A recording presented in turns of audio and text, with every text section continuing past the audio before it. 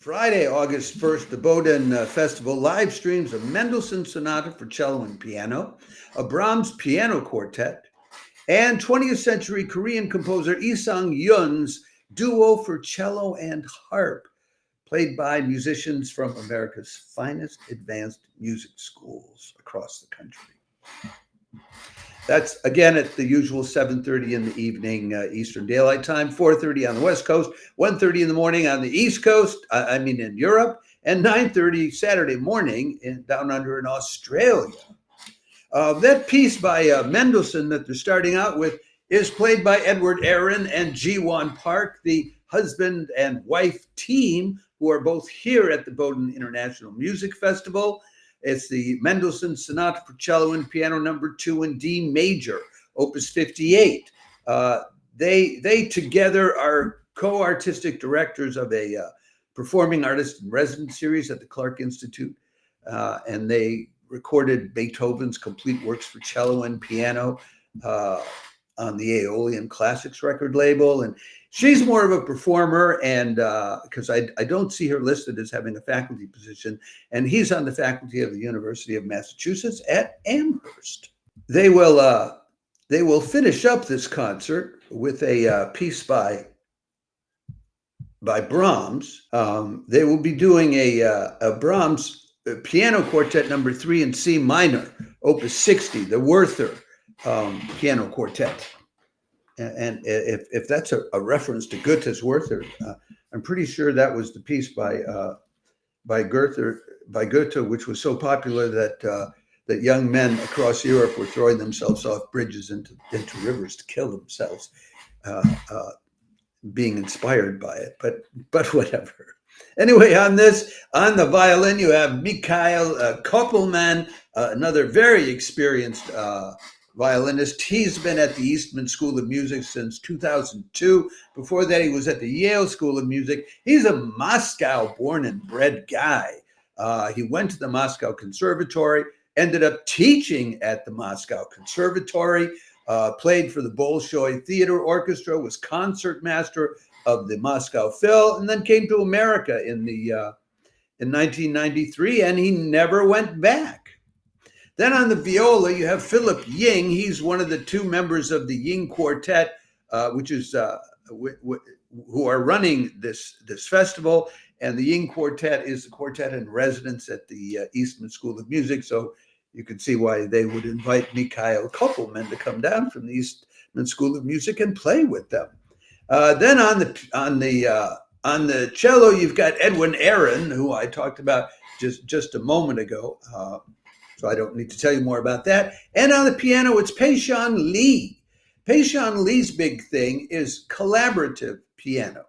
She teaches at the New England Conservatory and actually created a whole program to get degrees in piano and collaborative piano successively, a bachelor's in piano and then a master's in collaborative piano. And she created a collaborative piano fellowship at the Bowdoin International Music Festival. So you have highly experienced top people at this festival on this Brahms piano concerto, and a pianist who specializes in, well, how do you play the piano in a collaborative sense?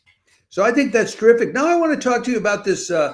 Lastly, I want to just tell you a bit about this piece they're playing by Isang Young, because I think it's interesting, and I didn't know that much about Isang Young. I had to look him up, and when I did, I was kind of impressed. And if you don't know Isang Young, then you may be impressed too. Anyway, this is a duo for cello and harp, and it's Denise Jokic on the cello. She's the Canadian-American who teaches at the University of Illinois at Urbana-Champaign, and has this part of this group founded by her brothers called Ensemble Arts in Canada, which is designed to promote bringing music, dance, and visual arts together on stage. So she's someone who's interested in cross-genre work and interesting pieces. June Han on the harp she's on the faculty everywhere. She's listed as faculty at Yale, Peabody, Columbia, and Juilliard Pre-College. And she together with a violinist last week was playing Piazzolla's History of the Tango, which was created or composed for guitar and flute, but they did it as a violin and harp thing instead. So she's also someone who's interested in playing outside the box, you could say, musically.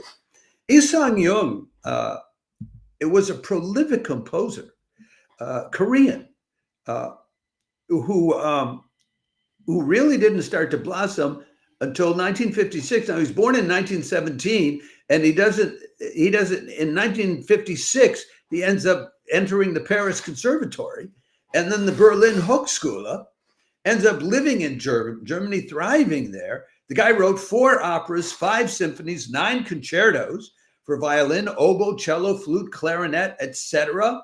I didn't know all that, and perhaps I'm just ignorant, or maybe you share my lack of knowledge about him. But I just wanted to point that out.